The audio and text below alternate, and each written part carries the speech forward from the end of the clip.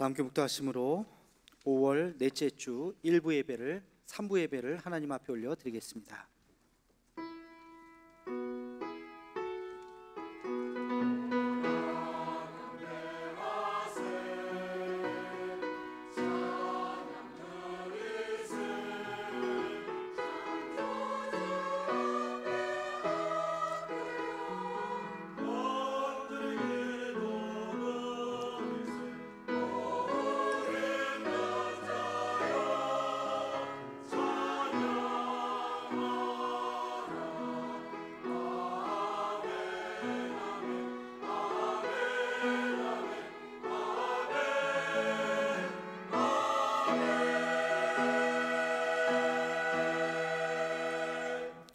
만군의 여호와께서 우리와 함께 하시니 야곱의 하나님은 우리의 피난처 시로다.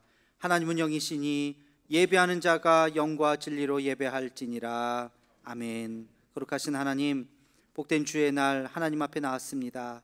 우리의 예배가 조금 더 회복되게 하심을 감사드립니다. 코로나 없는 온전한 예배를 드리는 그날을 기대하며 오늘도 주님 앞에 마음 다해 예배를 드리오니 우리의 예배를 받아 주옵시고 이 시간 머리 숙인 주의 자녀들에게 하늘의 은총과 자비를 내려 주옵소서. 예수님의 이름으로 기도하옵나이다. 아멘. 다 함께 자리에서 일어나셔서 주의 임재 앞에 잠잠해 찬양하겠습니다.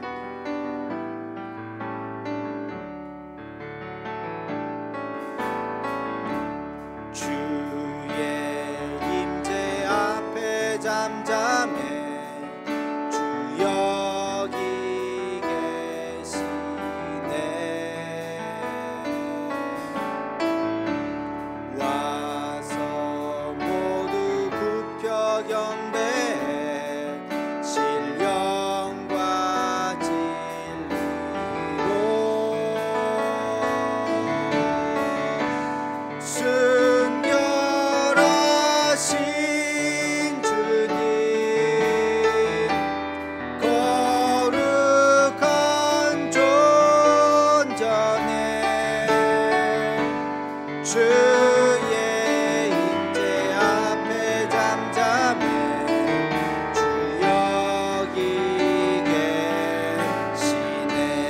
주 영광 찬란해 주 영광 찬란해 빛 되신 우리와 주의 영광 앞에 잠잠해 주의 빛 비치네. 다시 한번 주 믿는 자에게 주 믿는 자 능치 못함 없네 능치 못함 없네. 아멘. 주의 능력 앞에 잠잠해 주 역사시네. 사도신경으로 신앙 고백하겠습니다. 나는 전능하신 아버지 하나님 천지의 창조주를 믿습니다. 나는 그의 유일하신 아들 우리 주 예수 그리스도를 믿습니다. 그는 성령으로 잉태되어 동정녀 마리아에게서 나시고 빌라도에게 고난을 받아 십자가에 못 박혀 죽으시고 장사된 지 사흘 만에 죽은 자 가운데서 다시 살아나셨으며 하늘에 오르시어 전능하신 아버지 하나님 우편에 앉아 계시다가 거기로부터 살아있는 자와 죽은 자를 심판으로 오십니다. 나는 성령을 믿으며 거룩한 공교회와 성도의 교제와 죄를 용서받는 것과 몸의 부활과 영생을 믿습니다. 아멘. 자리에 앉으셔서 함께 기도하실 때 임종수 장로님 기도해 주시겠습니다.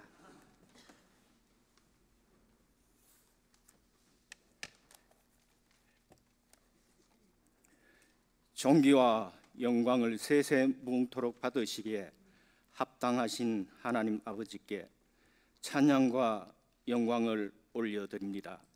거룩하고 복된 주님의 날에 택한 예배자로 세워주신 은혜와 은총에 감사드립니다.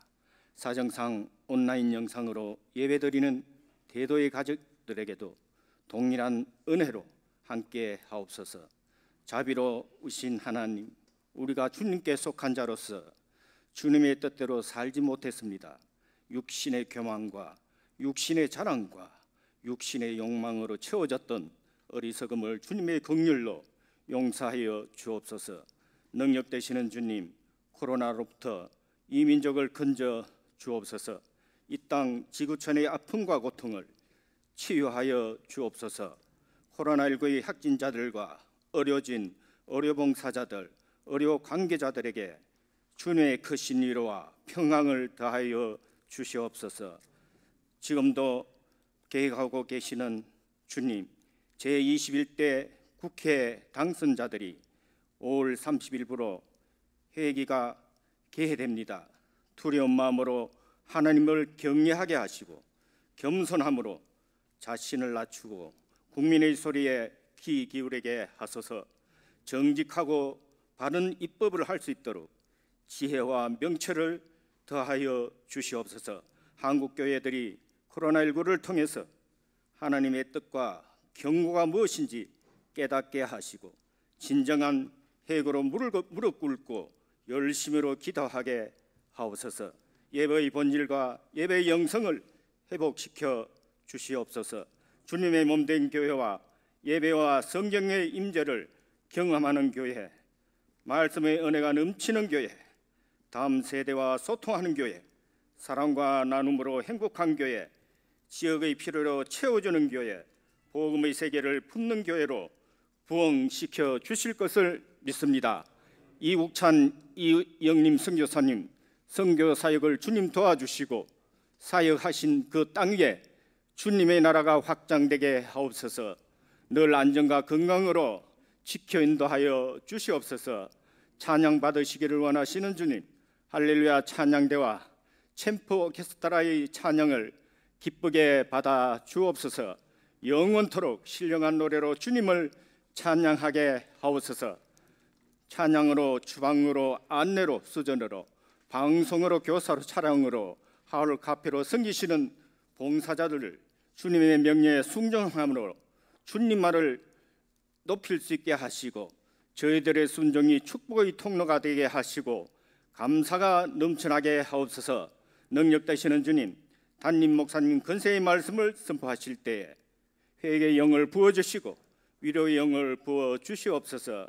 성령의 임재를 체험하게 하시고 모든 문제가 해결되는 놀라운 역사가 일어나게 하옵소서. 담임 목사님, 부목사님, 사모님, 자녀들 영육간의 강건함을 다하여 주옵소서. 혹시나 마음 아픈 일이 있을지라도 영광의 주님만을 바라보며 평안과 위로를 얻게 하옵소서. 자녀들도 주님의 책임져 주소서. 주님께 귀하게 쓰임받는 그릇들이 되게 하여 주옵소서. 가정의 달 대도의 가정들을 축복하여 주옵시고 가정의 호주가 되시는 예수 그리스도의 이름으로 기도합니다. 아멘.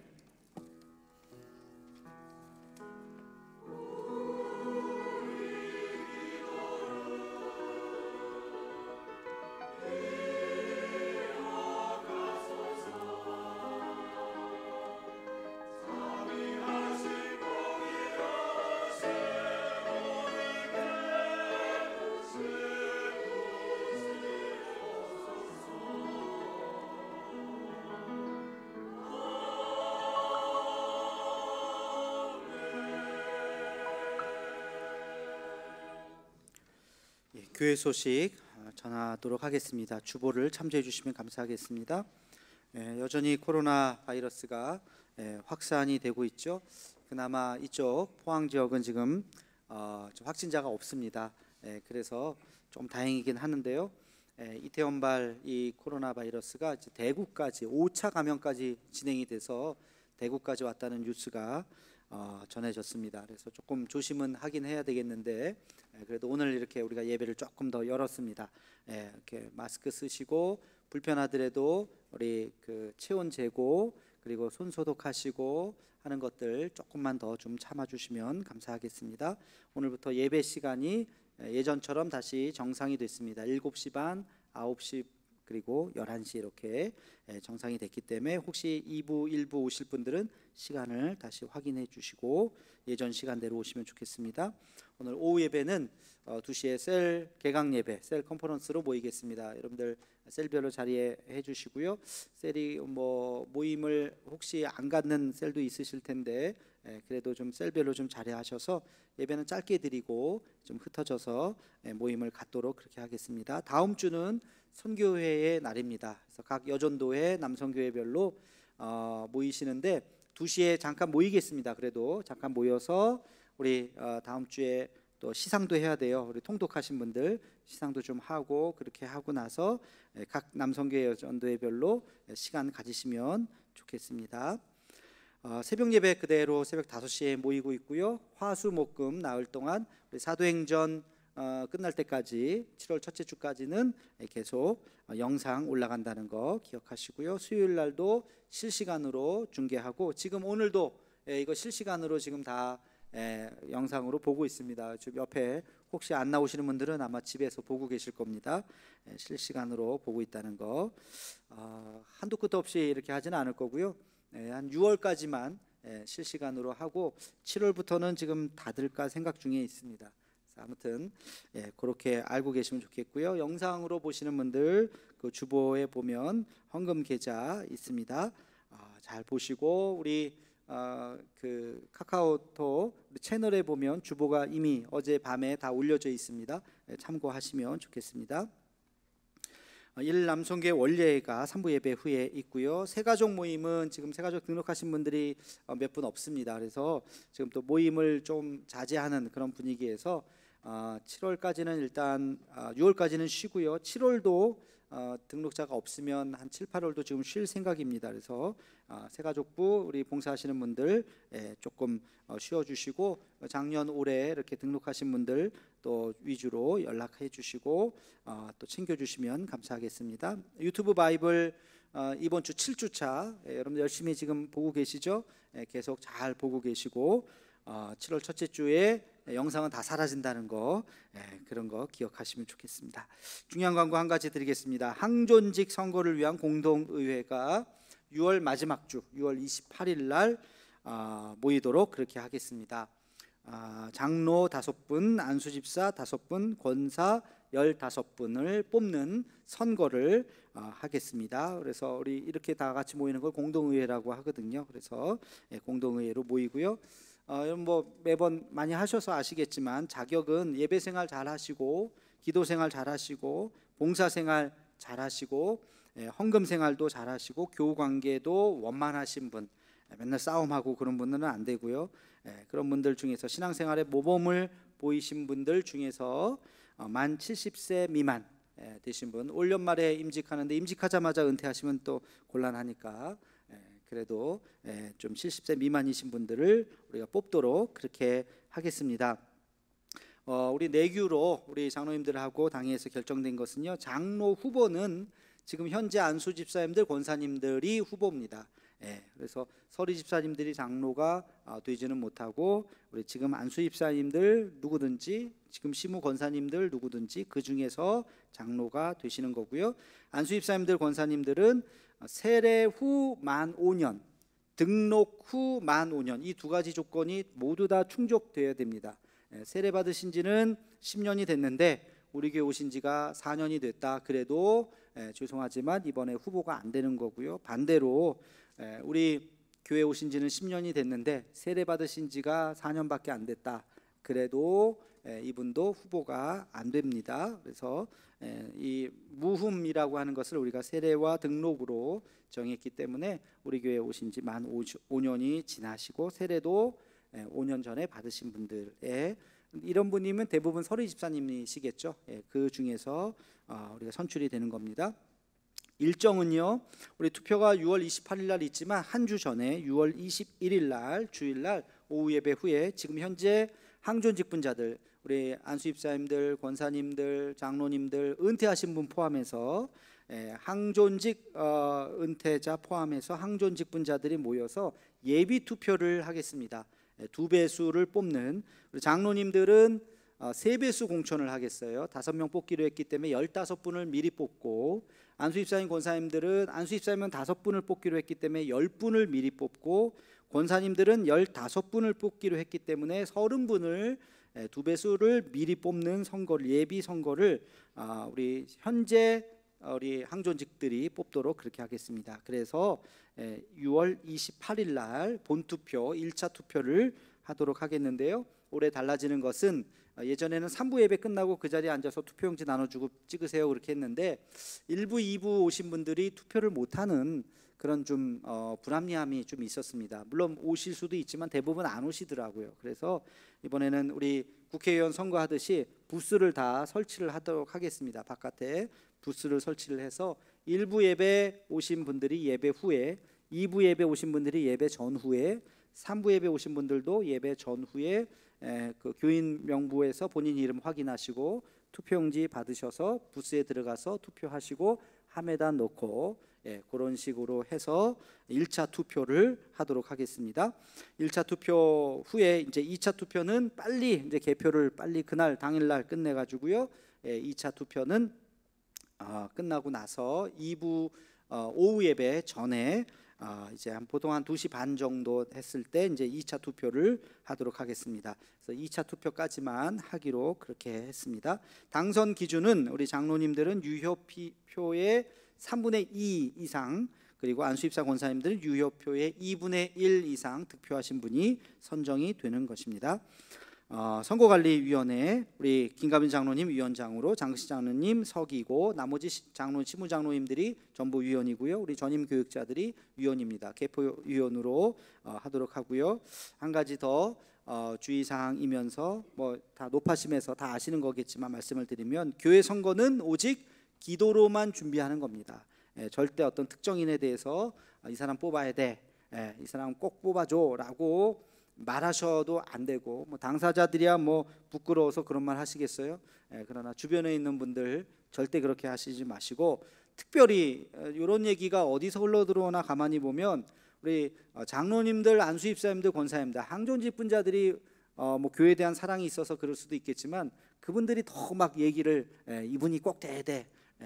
여러분, 누구든지 꼭 돼야 될 사람도 없고 꼭 안 돼야 될 사람도 없습니다. 하나님이 하시면 누구든지 하실 수 있고 또 하나님의 은혜로 하는 거기 때문에 절대 그런 말 하시지 마시고, 반대로 비방, 아무개는 하면 안 돼, 그렇게 여러분 비방하셔도 안 됩니다. 혹시 그런 소리가 들리더거든 저에게도 말씀해 주시고, 이거 그렇게 하면 안 됩니다. 여러분, 뭐 제가 뭐 다 아시겠지만 높아심에서 한번 다시 한번 말씀을 드리고요. 은혜로운 선거가 되도록 우리 한 달 이제 전에 제가 발표를 하는 겁니다. 기도하시면서 잘 준비해 주시고, 그리고 여리고성을 침묵으로 돌듯이 우리가 침묵으로, 뭐 되고 싶으신 분도 있겠죠. 뭐 충분히 또 저도 뭐 아무개가 됐으면 좋겠다는 마음이 뭐 왜 없겠습니까? 그러나 서로 기도하면서 하나님께서 누구든지 이렇게 잘 세워지도록, 은혜 가운데 잘 되도록 여러분 기도해 주시면 감사하겠습니다. 그리고 여기 주보에는 없는데 한 가지 우리가 매년 했던 건데요, 우리 6월 28일 선거 한 주 전에 특별 새벽 기도 있습니다. 월요일부터 금요일까지 선거를 위한 특세를 할 테니까 이때는 누구든지 다 나오셔야 돼요. 특히 항종직분자들 다 나오셔서 기도로 준비해서 잡음 없이 은혜로 되신 분도 감사하고 안 되신 분도 감사할 수 있는 그런 선거가 될 수 있도록 여러분 특세 있다는 거 미리 한번 말씀을 드립니다. 아주 굉장히 좀 조심스러운 부분이긴 하지만 어떤 분이 그렇게 생각할 거예요. 이거 뭐 지금 뭐 코로나 바이러스 있는데 무슨 선거인가 그러는데, 안 할 수가 없는 것이 올 연말에 두 분이 은퇴를 하십니다. 우리 장로님 두 분이 은퇴를 하셔서 우리 장로 숫자가 자꾸 줄면 여러 가지 좀 어려움이 있습니다. 그래서 장로님들을 또 뽑을 수밖에 없는 상황이고, 그러다가 보면 이제 1년 2년 장로님들을 못 뽑고 권사님들 못 뽑으면요 교회가 굉장히 정체가 됩니다. 그래서 어려운 상황이지만 뽑는다는 거 여러분들 그렇게 이해해 주시고 기도해 주시면서 정말 또 귀한 분들 뽑힐 수 있도록 지금부터 관심 가져주시면 감사하겠습니다. 그리고 우리 설거지 교회 청소 봉사, 올은 우리 7여 전도회 그래도 잘 넘어갔는데 7여전도에 마지막 한두 주 하시게 됐어요. 어저께 오셔서 열심히 또 기쁜 마음으로 청소하시는 거 제가 보고 얼마나 참 감사한지 모르겠습니다. 6월 달은 우리 5여전도에서 또 누님들이 또 신경 써주셔야 되겠습니다. 6월 달 그렇게 도와주시고요. 중보기도 계속 본당에서 한다는 거 기억하시고, 가정예배 순서지 한 가지 바뀌었습니다. 여러분들 오늘 다 받으셨을 텐데 뒤에 보면 QR 코드가 있습니다. QR 코드 이거 뭐냐면 이거 딱 스마트폰으로 딱 찍으면요 바로 요 찬양이 나와요. 찬양 이거 딱 클릭하시면 누르시면 요 찬양. 그래서 찬양 잘 모르겠다 하시는 분들이 있어가지고 QR 코드를 박았습니다. 이거 쓰는 방법은 아시죠? 모르시면 이따가 식사할 때 옆에서 물어보세요. 그래서 딱 누르면 찬양이 나오니까 그냥 들으셔도 되고 아시는 거 같이 좀 부르셔도 됩니다. 그렇게 매주 이렇게 QR 코드를 넣도록 그렇게 하겠습니다. 그리고 교우동정 보시면 내일 설림복지재단 전체 직원 예배 채플 때 제가 말씀 전하도록 그렇게 하고요. 영상 목회 세미나 어저께 임과 함께 잘 보셨나요? 어저께 또 우리 권사님이 또 출연을 하셨는데 아주 고우신 우리 권사님이 하여튼 인과 함께 이제 영상 목회라고 하는 것이 이제 먼 얘기가 아니라 우리가 정말 지금 피부로 지금 성경 공부도 우리가 영상으로 하고 있고 인과 함께 이런 것도 지금 영상으로 하고 있고 지금 하고 있는데 이런 것을 조금 더 어떻게 하면 전문적으로 할 수 있는가 이런 거에 대해서 제가 한참 전부터 고민이 있었는데 우리 이상민 감독님 아시죠? 우리 교회 로고를 만들어 주신 우리 교회에 오셨던 분 감독님이 이제 오시기로 했습니다. 그래서 이상민 감독님 이제 이틀 동안 오셔가지고 우리에게 또 그 세미나를 한번 하자 제가 좀 제안을 했어요. 그렇게 하기로 했습니다. 몇 분 우리 목회자분들 관심 있는 분들도 같이 이렇게 모여서 하게 될 겁니다. 여러분들 이제 통해서 우리 교회가 또 영상 세대의 시대에 좀 앞서가는 교회가 되었으면 좋겠다 하는 바람으로 우리 전임 교회자들과 함께 같이 목요일 금요일 이틀 동안 하고요. 주일 오늘 점심은 윤경혜 권사님 우리 시아버님 장례에 맞춰서 또 귀한 은혜 감사하다고 귀한 식탁 제공해 주셨습니다. 감사드리고요. 성전 꽃꽂이 김하성 권사님 장순진 권사님 섬겨 주셔서 감사합니다. 서정옥 권사님 3독 하셨고요. 신명숙 권사님 4독 하셨고 우리 하태승 권사님 1독 하셨습니다. 시상은 다음 주 오후 예배 때 전부 다 몰아서 함께 또 멋진 선물 드리도록 하겠습니다. 한 가지 오늘 새벽에 별세 소식 연락 오셨습니다. 예전에 신앙생활 하시는 분은 잘 아시다고 하시는데요. 우리 안규업 집사님 모친 되시는 김성분 집사님 93세의 일기로 1928년생으로 되어 있으시더라고요. 오늘 새벽에 별세하셨습니다. 빈소는 우리 큰 형님이 있는 대구에 있는 수성구의 모래야 장례식장에서 이제 오늘 내일 하고 모레 이렇게 발인하는데요. 저희 교회에서는 오늘 이따가 오후 예배 다 끝나고 4시에 위로 예배 드리도록 출발하도록 하겠습니다. 안교업 집사님 모친 되시는 김성분 우리 집사님 명예 집사님 소천하셨다는 거 여러분 기억하시고 또 위로해 주시면 감사하겠습니다. 위로 예배 4시에 출발하고요. 이따가 전체 우리 전교인 문자 보내도록 그렇게 하겠습니다. 우리 옆 사람과 함께 같이 우리 축복하며 찬양하겠습니다. 당신의 모습 속에 보이는 서로 얼굴 보시면서 당신의 모습 속에 보이는 하나님 영상 아름다워라 존귀한 주의 자녀 됐으니 사랑하며 섬기리. 인사하겠습니다. 사랑합니다. 축복합니다. 하나님께서 이 시간 우리에게 주신 말씀은 요한복음 14장 8절로 10절까지 말씀입니다. 신약성경 말씀 172면에 있습니다. 요한복음 14장 8절로 10절까지 말씀, 이 계시의 말씀을 읽을 때 살아계신 하나님의 음성을 들으시기 바랍니다.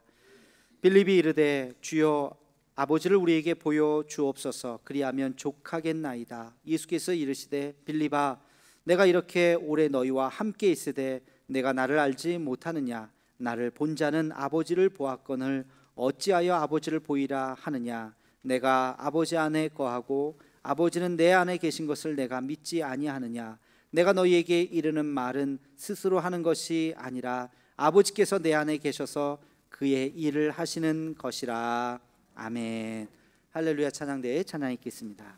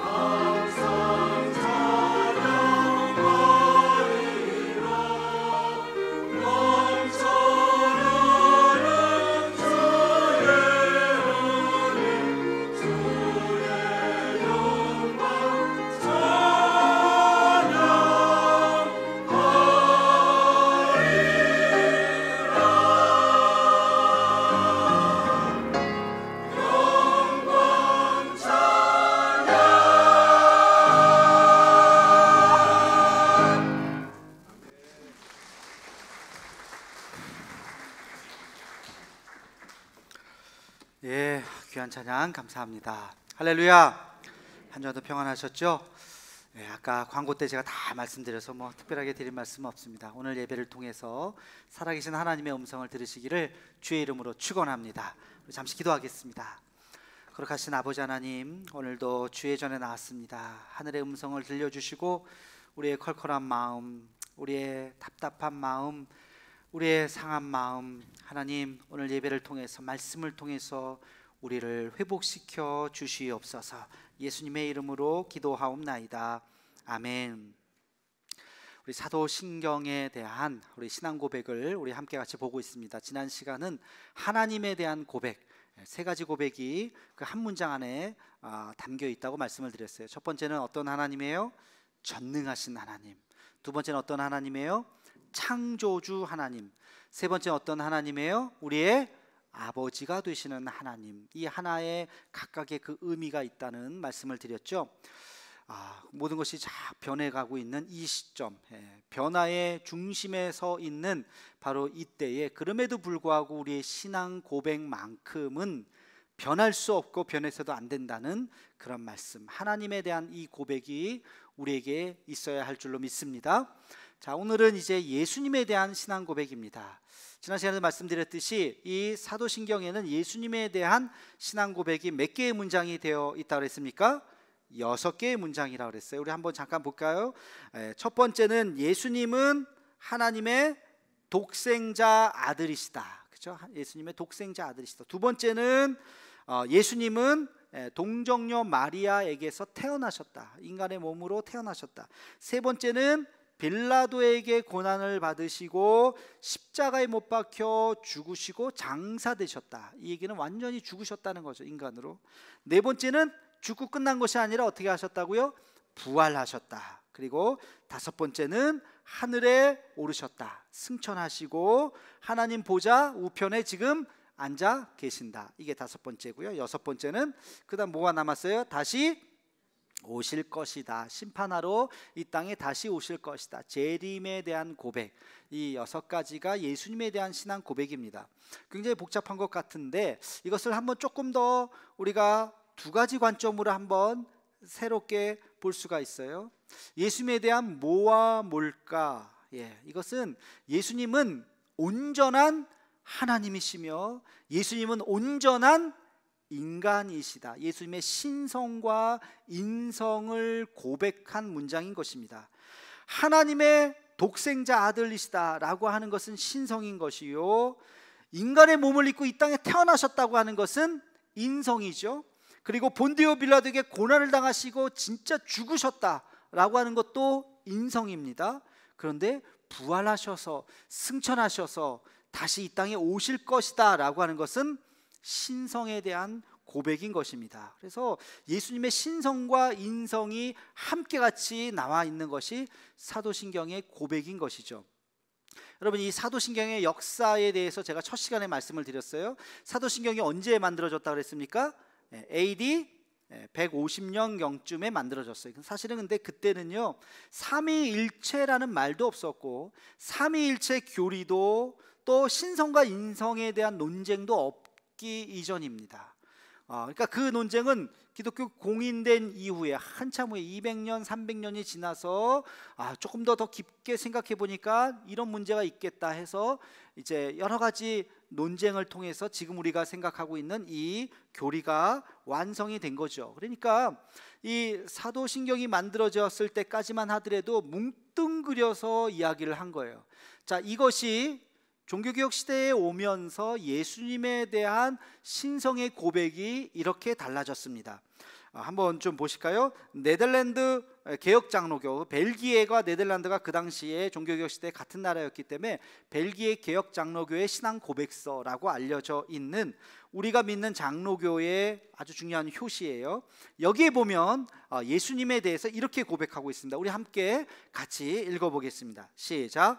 우리는 예수 그리스도께서 그의 신성에 따라 하나님의 독생하신 아들이시오 영원부터 나셨으며 만들어지지 않으셨을 뿐 아니라 창조되지도 않으셨고, 왜냐하면 그럴 경우 그는 피조물이 되시기 때문입니다. 성부와 동일한 본질이시고 동등하게 영원하시며 하나님의 영광을 반영하시고 그 본성의 참된 속성을 나타내시며 모든 것에 있어서 성부와 동등하신 분이심을 믿습니다. 그가 하나님의 아들이심은 그가 우리의 본성 즉 인성을 취하실 때부터가 아니라 영원부터 그러하셨습니다. 아멘. 이제 복잡하게 나와있죠. 여기 사실은 단어 하나하나 굉장히 신경 써서 한 거예요. 동일한 본질, 영원하시고 참된 속성을 가지시고 뭐 이런 표현들이 굉장히 철학적인 표현이거든요, 사실. 근데 이게 다 논쟁을 통해서 나온 아주 예수님의 신성에 대해서 아주 굉장히 자세하게 묘사가 된 것입니다.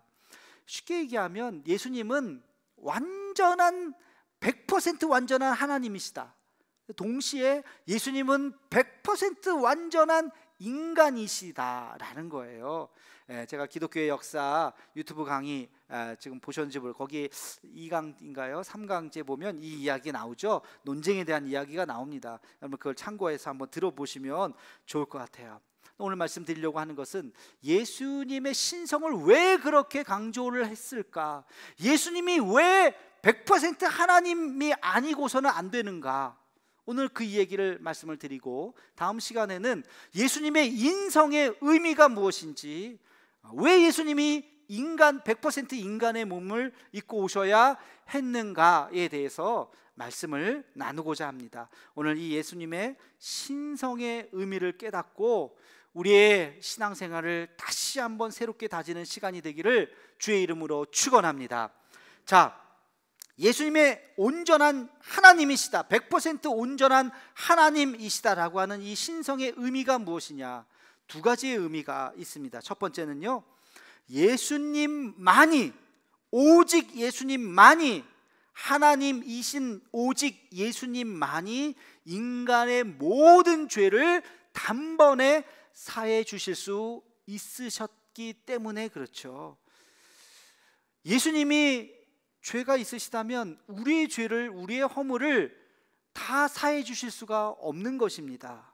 여러분, 물건을 훔친 어떤 도둑이 다른 도둑질하는 사람을 보고 야, 너 이렇게 물건을 훔치면 돼? 이렇게 도둑질하면 돼? 그렇게 말한다면 이거 얼마나 코미디입니까? 그렇죠?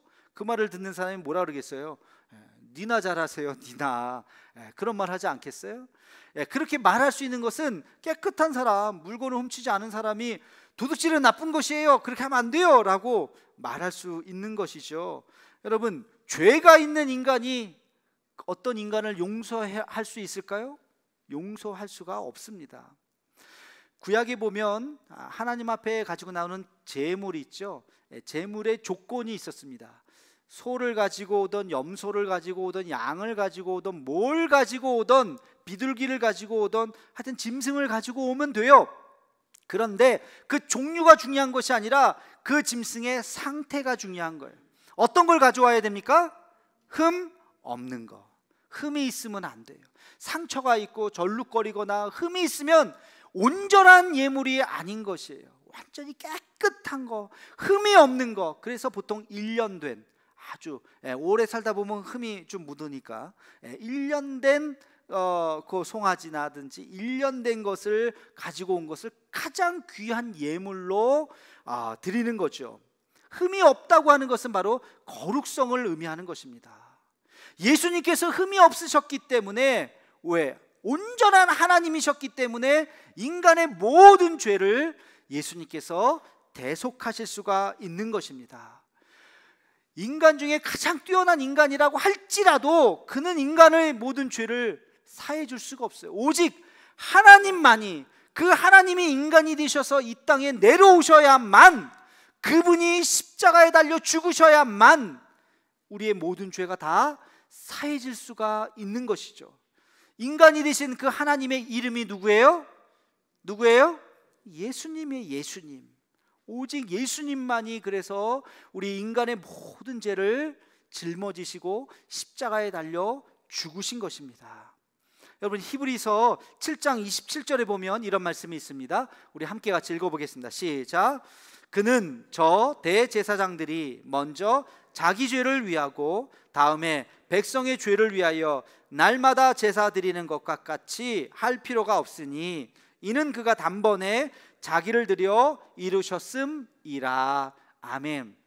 제사장들이 어저께도 제사를 지내고 오늘도 제사를 지내고 내일도 제사를 지내고, 철수 아빠 또 오셨네, 영수 아빠 또 오셨네, 뭐 그러면서 계속 매일매일 그 죄를 지으면 맨날 양을 가지고 와야 되는 거예요. 매일매일 그렇게 제사를 지내야 되는데 오늘 말씀이 뭐냐? 이제는 그럴 필요가 없다는 거죠. 완전한 제물 한 번만 딱 드리면 모든 죄, 과거의 죄, 여러분 과거의 죄, 현재의 죄, 미래의 죄까지, 여러분 죽을 때까지 여러분 죄를 나는 한 번도 짓지 않겠다, 그렇게 생각하시는 분 있으세요? 그럴 수 있는 분 있으세요? 없죠. 우리는 마음은 내가 죄를 안 짓겠다고 마음은 먹지만, 그러나 돌아서면 또 죄를 짓는 거예요. 내일 죄를 또 지을 수밖에 없어요. 연약한 우리이기 때문에. 그래서 미래의 죄까지도 완전히 한 번에 끝내버린 제사가 뭐냐? 그게 바로 십자가 사건이라는 거예요. 2000년 전에 그 십자가 사건, 그 한 번으로 온 인류의 그 어떤 죄로 다 씻음 받게 된 것입니다. 여러분, 우리가 흔히 예수님을 믿는다는 표현을 쓰죠. 예수 믿으세요, 예수님을 믿어요, 이렇게 이야기를 하는데, 예수님을 믿는다는 게 뭐예요? 예수 믿는다고 하는 것은 나의 모든 죄, 여러분이 어떤 죄를 지었든지 간에, 흉악한 죄를 지었든지 간에, 말로 참 할 수 없는 참담한 죄를 지었든지 간에, 그 어떤 죄까지도 예수님께서는 다 품에 안으시고 다 그 죄를 사해 주셨다고요. 이것을 믿는 것이 예수님을 믿는 것이라고 하는 것을 믿으시기를 주의 이름으로 축원합니다.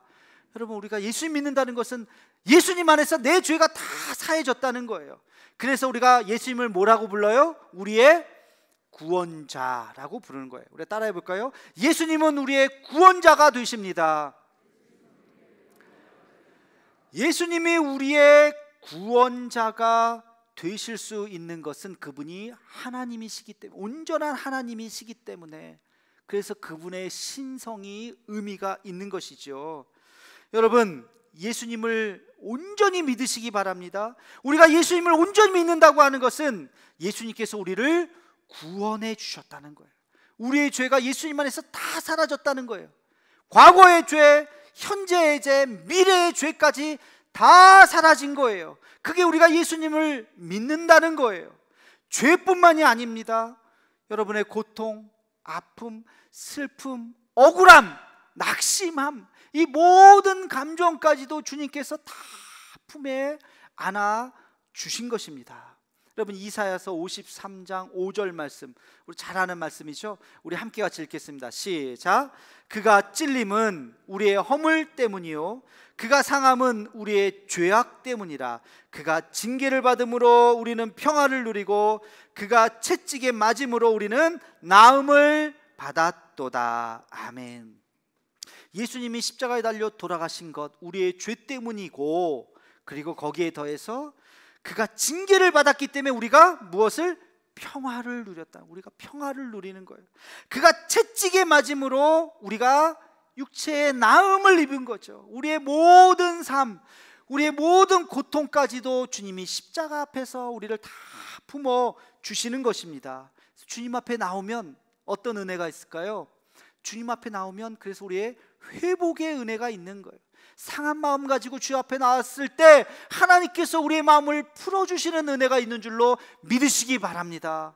아픈 마음을 가지고 주님 앞에 나왔을 때 하나님께서 우리를 고쳐주시는 그 하나님의 예수 그리스도의 손길이 있는 줄 믿으시기 바랍니다. 여러분, 이것이 믿음이에요. 우리가 예수를 믿는다고 하는 것이 바로 이런 것입니다. 예수님의 그 신성을 온전히 믿는 저와 여러분이 되기를 주의 이름으로 축원합니다. 자, 두 번째, 예수님이 온전한 하나님이시다. 예수님의 그 신성의 의미가 무엇이냐? 이것은 바로 예수님께서 다시 부활하실 수 있다는 것입니다. 다시 말해서 부활의 믿음이에요. 인간이라고 하는 것은 그 어떤 누구든지 간에 오래 살 수는 있어요. 100년을 살 수도 있고 120년을 살 수도 있고, 글쎄요, 뭐 150년까지 살 수 있는지는 모르겠지만, 뭐 의학자들에 의하면 뭐 180년까지도 의학 기술상 뭐 살 수는 있다고는 하는데, 하여튼간에 뭐 200년이라고 칩시다. 200년을 살 수도 있지만 결국엔 죽어요, 안 죽어요? 죽어요. 결국엔 다 죽어요. 인간은 영원히 살 수가 없어요. 죽으면 끝이에요. 죽었다가 다시 살아날 수가 없어요. 오직 누구만이? 예수님만이 죽었다가 다시 살아나는 거예요. 이걸 뭐라고 불러요? 부활이라고 불러요. 부활. 자, 한번 물어볼게요. 여러분, 예수님의 부활하심을 믿으십니까? 정말 믿으십니까? 우리는 아멘 뭐 큰 소리로 그냥 아멘 하죠. 자, 우리가 이 부활을 믿는 근거가 무엇이냐? 여러분, 헬라인들은요 알에 대해서 네 가지라고 이야기했어요. 잘 들어보세요. 첫 번째는 이성적인 알미예요. 논리적으로, 합리적으로, 과학적으로 아는 거예요. 뭐 예를 들어서 이 마이크, 스피커가 어떻게 생겼느냐, 이게 어떤 원리로 작동이 되느냐, 여기 나오는 스크린과 카메라 이런 것들이 어떻게 하느냐, 이걸 알 수가 있죠. 책을 보면 알 수가 있고, 아 이게 이렇게 만들어졌구나, 자동차가 어떻게 굴러가는지 뭐 어쨌든 알 수가 있어요. 그죠? 대부분은 들어도 잘 모르지만 하여튼 굴러가는 게 이거 과학적으로 알아가는 거야. 이런 지식적인 알미 있어요. 이걸 로고스적인 알미라 그래요. 두 번째는 감정적인 알미 있어요. 예를 들어서 사랑이 무엇이냐고 묻는다면 여러분 뭐라고 대답하시겠어요? 사랑을 해봐야 알잖아요. 사랑을 안 해본 아이들에게 야 사랑이라는 건 말이야, 그러면서 아무리 교과서적인 얘기를 해줘봐요, 눈물의 씨앗이야 뭐 이러면 애들이 뭐라고 알아들 거예요. 이거를 설명할 길이 없는 거예요. 사랑을 어떤 사람만 알아요? 사랑은 사랑의 감정을 느껴본 사람. 사랑은 콩캉콩캉이야 뭐 사랑하면 마음이 콩캉콩캉 뛰는, 뭐라고 표현할 수, 이거 경험을 해봐야 되는 거죠. 이거 감정적인 알미라 그래. 이것을 파토스적인 알미라고 이야기했어요. 이런 게 생각보다 굉장히 많습니다. 세 번째는요 실천적 알미예요. 실천을 해봐야, 몸으로 체험을 해봐야 알아가는 거예요. 우리 흔히 인생을 눈물 젖은 빵이라 그러죠. 인생이 눈물 젖은 빵이야 라고 이야기하면 그거는 여러분에게 만약에 인생이 뭡니까 물어보면 어떻게 대답하시겠어요? 인생은 말이야, 한숨부터 나오죠. 살아봐야 아는 거죠. 그렇죠? 인생이라고 하는 것이 살아봐, 이걸 뭐 교과서적으로 한 문장으로 어떻게 말을 하겠습니까? 눈물 젖은 빵을 먹지 않고는 인생을 말할 수 없다라고 하는 그 은유에 담겨 있는 그 의미를 체험을 해봐야 안다는 것이에요. 이것을 에토스적인 알미라고 이야기했어요. 근데 바로 이 로고스적인 것, 파토스적인 것, 에토스적인 것, 이것만이 아니라 네 번째 알미 있다고 그랬습니다. 이게 뭐냐면 신비적인 알미예요. 신비적인 알. 과학적으로 알 수도 없고 감정적으로 알 수도 없고 어떤 경험을 통해서 알 수도 없는 거예요. 그냥 어느 순간 팍 깨달아지는 알미예요. 어느 순간 팍 깨달아지는 암, 이것을 미토스적인 알미라고 이야기했습니다. 미토스, 이것을 신비라고 불러요. 어느 날 신비롭게 나에게 다가오는 거예요. 여러분 아까 부활을 믿는다 그러셨어요. 우리가 부활을 어떻게 믿느냐, 이게 바로 미토스적인 알미예요. 여러분 부활을 지식적으로 설명할 수가 있어요? 과학적으로 논리적으로 말할 수가 있어요? 이거는 의학적으로 말이 안 되는 거예요. 설명할 수가 없습니다. 감정적으로 무조건 막 믿어 우긴다고 돼요? 내가 믿어야지 막 소리 지르면 돼요? 아니요, 감정적으로 믿을 수 있는 게 아니에요. 어떤 경험, 여러분 주변에 죽었다 살아난 사람이 있어요? 내가 눈으로 확인했어요? 그런 경험적으로 알 수도 없어요. 그럼에도 불구하고 우리는 부활을 믿어요. 어떻게 믿을까? 그냥 믿어줘요. 설명할 길이 없는, 이게 하늘의 신비라고요. 그래서 이 미토스적인 암, 이 신비적인 알미 어디에서부터 오는가? 이게 바로 하나님의 은혜라는 것입니다. 하나님의 은혜. 하나님의 은혜가 아니고선 이것을 우리가 믿을 수가 없는 거예요. 저도 가만히 생각해 보니까 예전에 그것을 믿지 않았던 시절이 있었어요. 말도 안 돼, 죽었다 어떻게 살아, 부활이라는 거 거짓말이지, 성경 보니까 순 거짓말이네, 소설보다 더하네, 황당하네, 이렇게 얘기했던 시절이 있었더라고요. 저도 예전에 제 친구들한테 학창시절에 막 얘기하면서. 근데 제가 어느 날 보니까 그냥 믿어줘요. 내가 무슨 지식이 뛰어난 것도 아니고 뭘 경험한 것도 아니고 그냥 어느 날 보니까 이 성경 말씀이 믿어지고 부활이 믿어지고, 어느 날 나도 모르게 하나님 앞에 손 붙잡고 기도하고 있고, 어느 날 나도 모르게 눈에서 탁동 같은 눈물이 막 흘러내리더라고요. 이걸 어떻게 설명해요? 설명할 길이 없어요. 하나님의 은혜예요. 하나님의 은혜가 어느 날 나에게 오니까 내가 완전히 새로운 존재가 되어버리는 것입니다. 여러분 예수님이 하나님이시다고 하는 것, 그분의 부활을 믿는 것, 그분의 승천을 믿는 것, 그분의 심판을 믿는 것, 그 신성함을 믿는 것, 믿어지는 것은 오직 하나님의 은혜인 줄로 믿으시기 바랍니다. 여러분, 이 믿음을 우리가 어느 순간 갖게 되면, 이 신비한 믿음을 갖게 되면 세상이 달라져 보이는 거예요. 세상이 완전히 달라져 보여요. 여러분, 죽음을 초월할 수 있게 됩니다. 우리의 삶의 가치가 완전히 바뀌게 되는 것입니다. 부활을 믿는다, 예수님의 신성을 믿는다고 하는 것은 지금의 그 억울함, 지금의 이 고난, 고통, 역경을 이겨낼 수 있는 하늘의 능력이 되는 줄로 믿습니다. 그럼 바울을 한번 생각해 보세요. 바울이 감옥에 갇혀서 매 맞고 피투성이가 되고 굶주리고 헐벗고 사람들에게 무시당하고 괄세당하고 그랬을 때 자기 인생을 생각하면서 무슨 생각을 했을까요? 바울이 바보입니까? 멍청한 사람입니까? 아무 생각이 없는 사람입니까? 바울처럼 똑똑한 사람이 어디 있어요? 바울처럼 공부 많이 한 사람이 어디 있어요? 근데 자기의 신세를 보면서 내가 지금 뭐 하고 있지? 그럴 때마다 무슨 생각을 했겠어요? 부활을 생각한 거예요. 이게 끝이 아니다. 내가 이렇게 살다가 죽을지라도 내 인생은 값진 인생이다. 내가 이렇게 살다가 내 인생 그냥 이렇게 끝낸다 할지라도 나는 불쌍한 사람이 아니다. 여러분, 이것이 바울의 고백이잖아요. 왜? 나에게는 천국이 있기 때문에, 영원한 나라가 있기 때문에, 그 나라 갈 때 거기서 영광스러운 모습으로 주님이 나를 맞이한다는 그 믿음이 있기 때문에 지금 그 고난을 이겨낼 수 있었던 것이죠. 조금 우스운 얘기긴 한데요, 예전에 그런 일이 있었습니다. 제가 부교육자로 있었을 때 어느 우리 그 교회 장로님이요, 연말이 다가오고 그래서 우리 교육자들에게 식사를 대접하시겠다고 대한민국에서 제일 좋은, 둘째 가라면 서러운 호텔의 뷔페 식당을 초청을 해주셨어요. 우와, 우리가 드디어 이 말로만 듣던 그 뷔페를 가는구나. 교육자들이 다들 설레이는 마음으로 그날만은 오기를 준비를 했습니다. 자, 그날 점심, 저녁 시간이 이제 약속 시간이었는데 그날 점심을 제가 먹었을까요? 안 먹었을까요? 여러분이라면 먹겠어요? 안 먹겠어요? 점심 배 터지게 점심을 먹고 가겠어요? 아침부터 그냥 속을 계속 비워내고 그날이 오기를. 근데 대부분, 나만이 아니라 대부분 목회자들이 다 점심도 안 먹고 막 그랬어요. 근데 약속이 있어서 어쩔 수 없이 신방 때문에 간 목회자들이 있어요. 가니까 또 먹으라 그러니까 안 먹을 수 없고 또 점심을 또 배부르게 먹을 수밖에 없는, 얼굴이 죽상이 돼 있어. 왜 그래?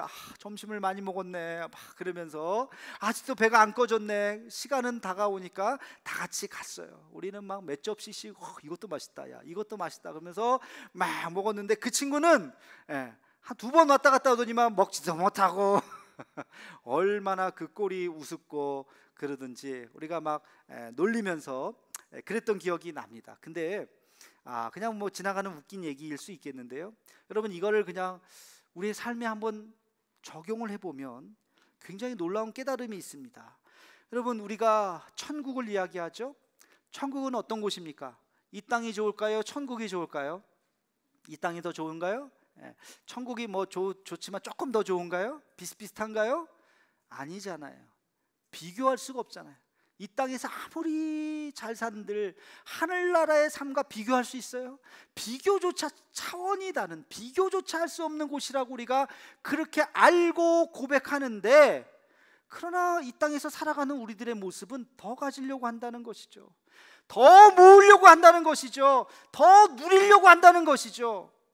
가만히 생각해 보면 어쩌면 그 나라에서는 우리가 여기서 누린 것만큼 마이너스 될 수도 있어요. 여기서 가진 것만큼 그 나라에서는 더 내려놔야 될 수도 있어요. 더 포기해야 될 수도 있습니다. 바울이 이걸 생각했겠구나. 자기가 지금 고통당하고 고난당할 때 예수님의 그 말씀, 의를 위하여 핍박을 받는 자는 기뻐하고 즐거워하라, 하늘에서 상이 큼이라.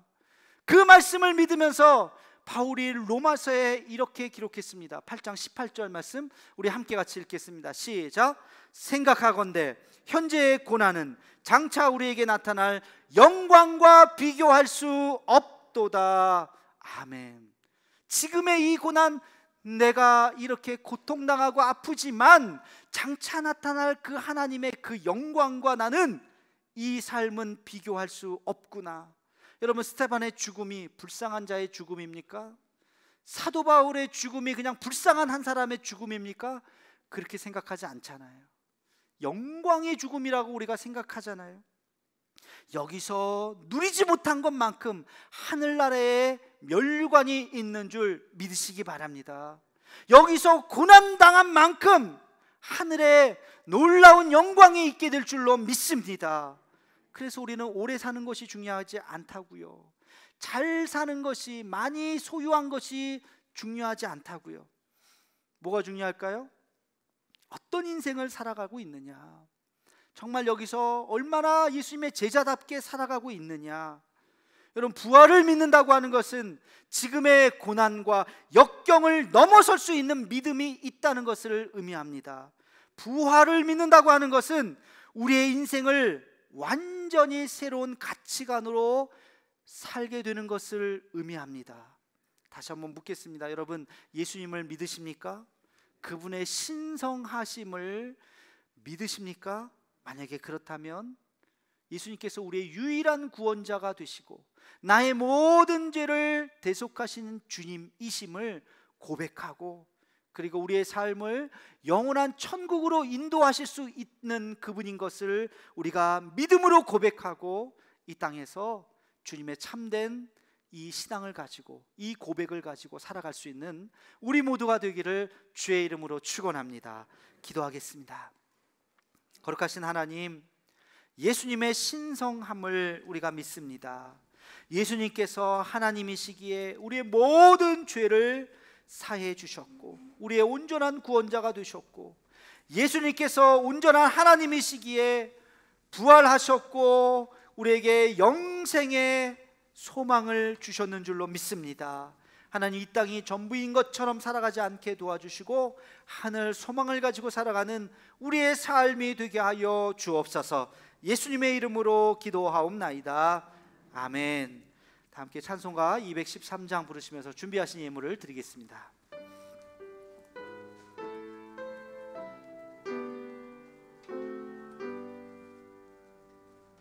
나의 생명 리니 주여 받아 주셔서 세상 살아갈 동안 찬송하게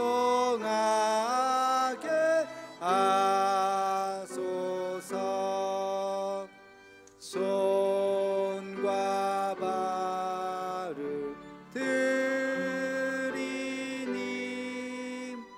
주여 받아 주셔서 주의 이름 위하여 민첩하게 하소. 다 함께 일어나서 사절합니다. 나의 보아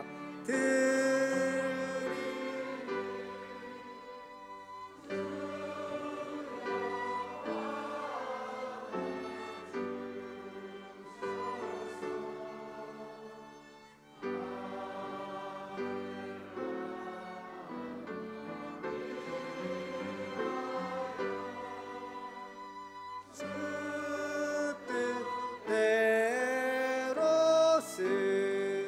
쓰소서.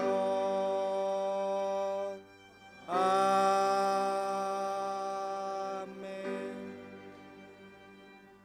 참 좋으신 하나님, 복된 주의 날 하나님 전에 나와 예배드리게 하심을 감사합니다. 주신 말씀을 기억하며 예수님이 우리의 온전한 하나님이심을 잊지 않게 도와주시고 그 구원자 되신 주님 앞에, 영원한 생명을 주신 주님 앞에 온전히 살아가는 우리의 삶이 되게 하여 주옵소서. 하나님, 주의 전에 나올 때 11조의 물과 감사의 물과 구제와 선교와 다음 세대를 향한 우리의 마음을 주님 앞에 드립니다.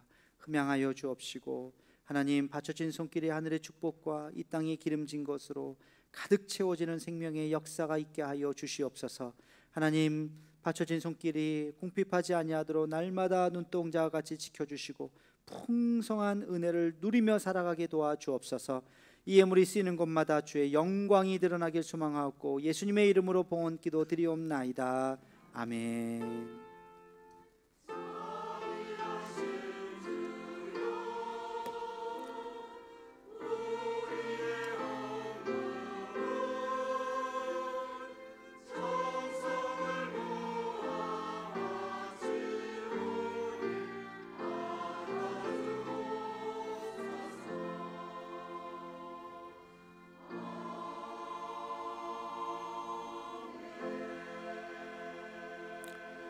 마지막 결단 찬양하겠습니다.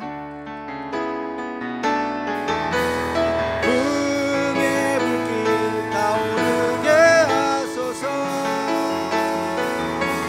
진리의 말씀 이 땅 새롭게 하소서.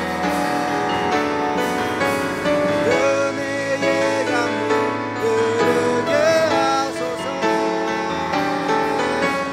성령의 바람 이제 불어와.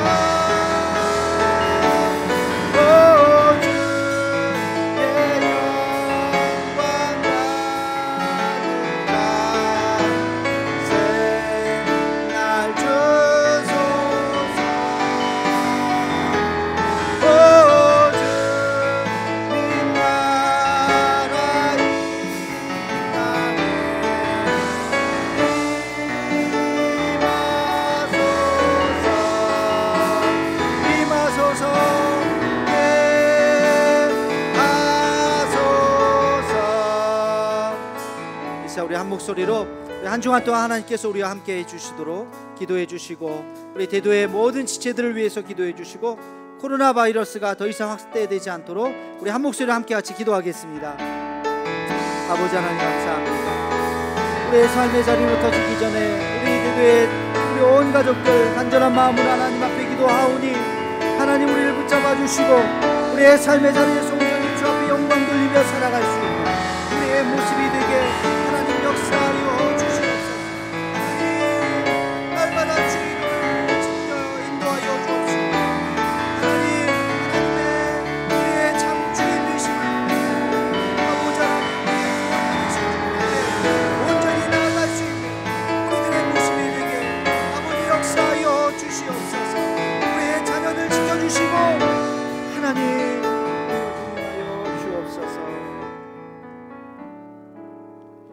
이제는 우리 구주 예수 그리스도의 은혜와 하나님 아버지의 그 크신 사랑하심과 성령의 감동감화 충만하시는 종이 우리의 모든 죄를 대속해 주신 예수님의 구원자 되심과 죽음에서 다시 사신 주님의 부활을 믿으며 예수님의 신성함을 고백하며 살아가기를 소망하는 사랑하는 대도의 모든 가족들 머리 위에 이제부터 영원토록 함께 하시기를 간절히 축원하옵나이다.